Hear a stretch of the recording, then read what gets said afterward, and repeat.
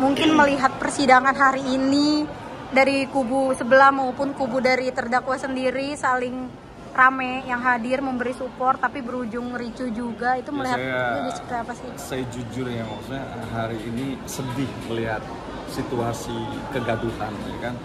Kalau kegaduhan seperti ini dari pihak pelapor dan pihak terlapor melakukan seperti ini bagian daripada penghinaan terhadap pengadilan loh. Ya kan kita sudah jelas diatur di dalam undang-undang kehakiman. Kita sebagai warga negara yang baik itu tunduk dan patuh sama hukum.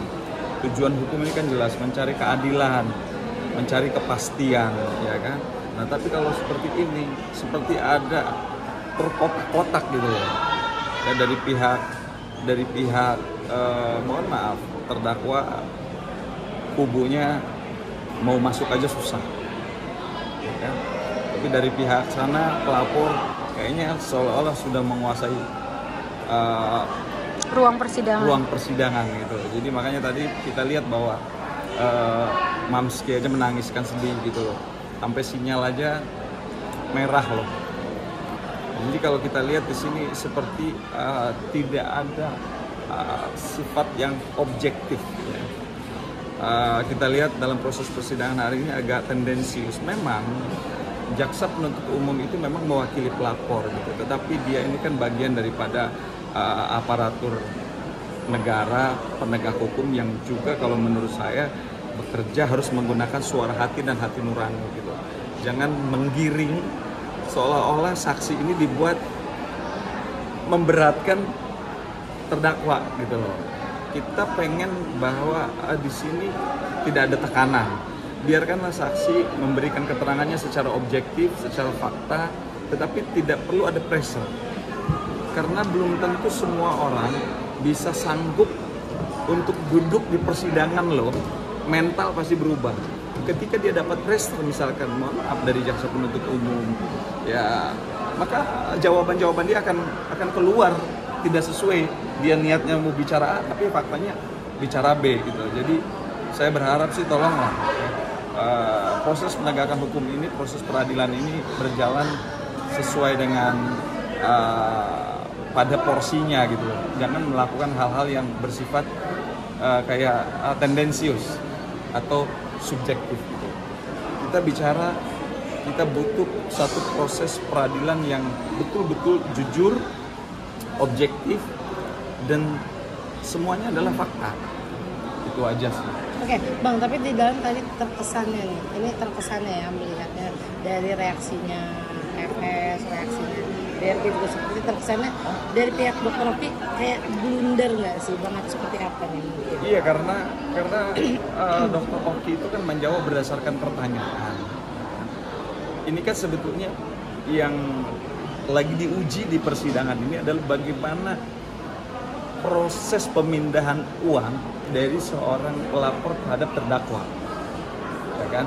Apakah pemindahan uang itu ada unsur pemerasan atau memang itu adalah ibaratnya kayak endorse, gitu kan? Karena kan Nikita Mirzani kan public figure gitu. Tetapi dalam proses persidangan tadi yang dipertanyakan itu bukan ke situ, tetapi lebih berputar di skincare-nya, labelnya ini, labelnya itu gitu. Jadi saya tadi berharap dalam pertanyaan-pertanyaan tadi lebih ke bagaimana uang ini bisa pindah dari seorang Reza Gladys kepada terdakwa, itu sih. Tapi banyak yang mengatakan kalau dalam persidangan ini sebenarnya kan framingnya bukan produk skincare, tapi lebih tepatnya bullying, pemerasan ya kan, tapi digiringnya selalu ke produk. Ke framing ini gimana Pak? Iya, justru kalau di framing ke produk, ini kan dua hal yang berbeda. Karena yang lagi diuji saat ini adalah pasal 368 atau 369 yang sudah dirubah tadi yang berkaitan dengan pemerasan.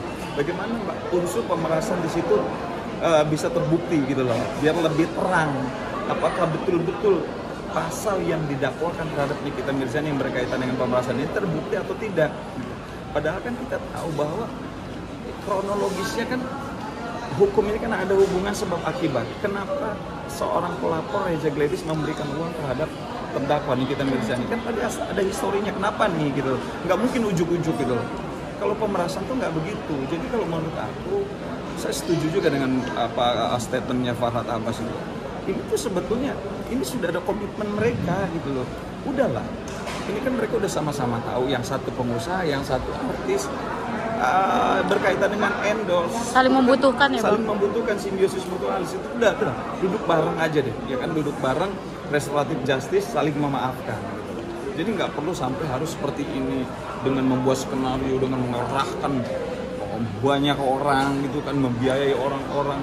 Jadi Bahkan seolah-olah, bawa pria bertubuh iya, besar makanya itu, Bang. banyak orang bertubuh besar, mohon maaf ya gitu. Nah ini kan jadi seolah-olah orang-orang ini adalah untuk membuat mental lawan menjadi jatuh, menjadi goyang gitu loh. Kayak kan saksi ini kan harus dilindungi gitu kan.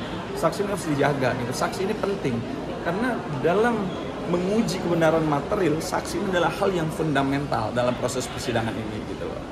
Jadi jangan sampai saksi yang dihadirkan ini mentalnya kena dengan, mohon maaf tadi, banyak figur orang yang bertubuh besar. Ini kan udah nggak objektif gitu loh.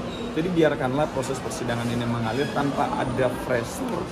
Biarlah berjalan dengan proses yang sebenarnya. Hakim juga bersifat objektif. Kalau saya lihat tadi hakim bersifat objektif, ya bagus gitu.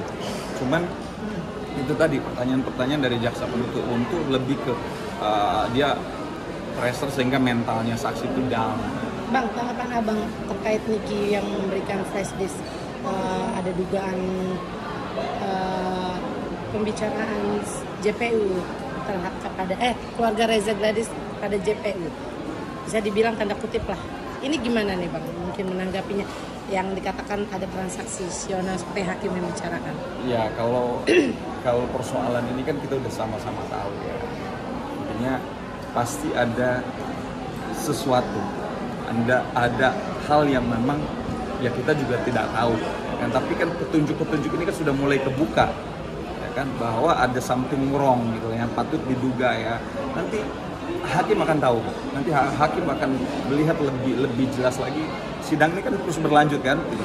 Nanti akan lebih ketahuan gitu oleh hakim ya, arahnya sih ke sana. Makanya dia ketika memberikan pertanyaan, mohon maaf jaksa penuntut itu lebih kayak membuat mental saksi itu jadi supaya down, supaya dia blank gitu loh. Menekan ya Bang? Iya, menekan gitu loh. Jadi harusnya kan nggak boleh seperti itu. Ya bertanya dengan netral biasa aja, dengan netral gitu kan. Toh ini kan nanti juga akan mengalir dengan sendirinya gitu kan. Kalau memang ya terbukti, ya mungkin kita berjanji sudah siap untuk menghadapi putusannya. Kalaupun memang tidak terbukti, ya free spark, ya bebaskan saja gitu loh. Ngapain harus ya melakukan berbagai macam skenario, harus dibuat blunder seperti ini gitu loh. Tapi setuju nggak Bang jika tadi hakim mengatakan jika terjadi memang ada indikasi transaksional, laporkan langsung ke Polda Metro Jaya. Maksudnya?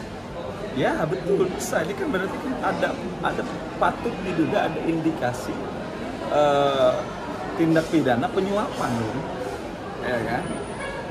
Atau gratifikasi yang diberikan oleh individu terhadap pejabat negara yang lagi menjalankan tugasnya. Artinya ini sudah tidak objektif lagi. Ini jelas bertentangan dengan undang-undang tindak pidana korupsi. Ya diatur di dalam pasal bagaimana penyuapan ya kan terhadap aparatur pejabat negara. Jangankan memberikan sesuatu, memberikan kenang-kenangan aja ketika lagi menanganin perkara itu tidak boleh gitu. Apalagi memberikan sesuatu yang bernilai ekonomis. Oke. Mungkin Bang beri pesan nggak sih, ada pesan nggak sih untuk orang-orang yang datang mendukung? Kan tadi sempat heboh banget, ini kan pengadilan ya, sangat dimuliakan. Saya sih memberikan saran kepada baik dari kubu pelapor maupun kubu terdakwa, ya berperilakulah dengan santun dan elegan dalam menonton atau melihat proses persidangan. Ini adalah proses persidangan itu adalah diatur oleh undang-undang. Jangan sampai kita membuat kegaduhan, kericuhan, karena ini ada. Karena apa? Kalau kita membuat gaduh, ya membuat situasi tambah berantakan, ini kan melakukan perlawanan terhadap satu proses pengadilan, contempt of court. Ini juga pidana loh, ada pasalnya gitu. Jadi berbijaklah menjadi orang baik dari kubu pelapor maupun terdakwa, sehingga kita betul-betul bisa menyaksikan, bisa melihat fakta-fakta persidangan dengan objektif, sesuai dengan fakta yang sebenarnya terjadi. Apakah dugaan tindak pidana pemerasan itu terbukti atau tidak? Kita harus melihat dengan kalem, dengan santai. Saya yakin hakim sebagai wakil Tuhan, dia punya tanggung jawab mental dan moral yang luar biasa. Jadi kita percayakan kepada majelis hakim sehingga kita tidak perlu membuat kegaduhan. Karena kegaduhan yang kita lakukan di muka persidangan itu merupakan contempt of court, ya, penghinaan terhadap pengadilan, dan itu adalah pidana. Oke, terima kasih Bang.